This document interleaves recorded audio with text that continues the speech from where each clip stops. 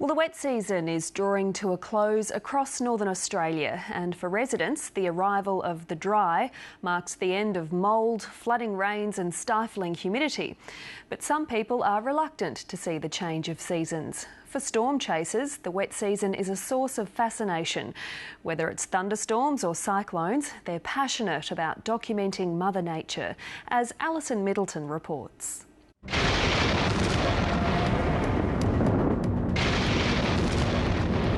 Deadly but captivating. Despite the dangers, severe weather has inspired leagues of storm chasers. It is a thrill of the chase, the thrill to be in one of these things and knowing that you're one of the few fearless people that do go in there and do see what Mother Nature's worst can bring out. There's probably like violence and beauty, I suppose, when you're actually in it. Cameraman Paul Lyons captured these images after travelling halfway round the world in pursuit of the perfect storm. This storm needs a tornado warning on it. In the United States, he joined weather junkies getting close to the action on a tour to Tornado Alley. Oh, wow. Come down right there. Some people just do it because it's on their bucket list, but some people do it because it's a passion like mine and actually want to go and view, Mother Nature at its most severe. The Townsville-based cameraman and part-time storm chaser hopes to one day make a living from filming cyclones. When you're out there and you've got like a severe storm rotating in front of you, I know there's a closeness with Mother Nature or something going on, and you're sort of observing this monster growing in front of you. They're unpredictable, they're powerful, they're totally out of your control. That's quite appealing to me. For JACCI INGHAM, storm chasing in the top end is a source of income. The nature photographer travels as far as Katherine, Kakadu and Kununurra to get shots of lightning. I've come close a few times to being zapped, very close.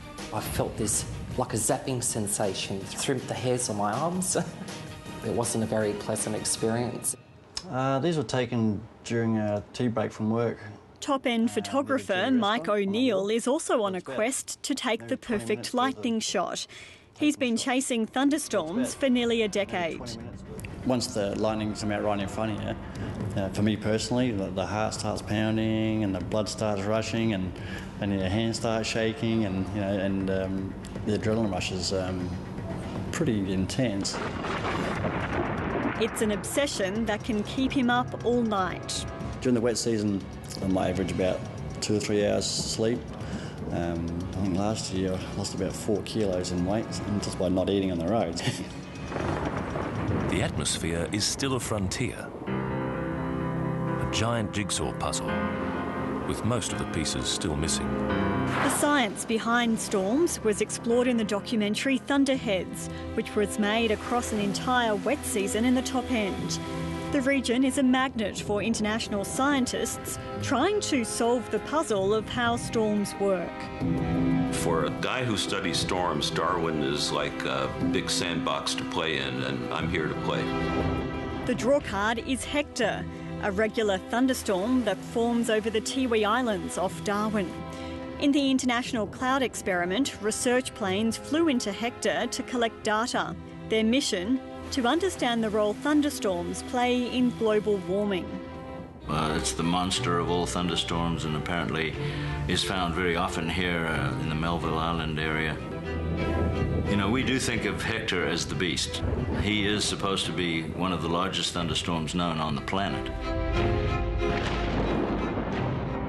Clouds are the single most uncertain factor in trying to understand our current climate, much less predict future climate.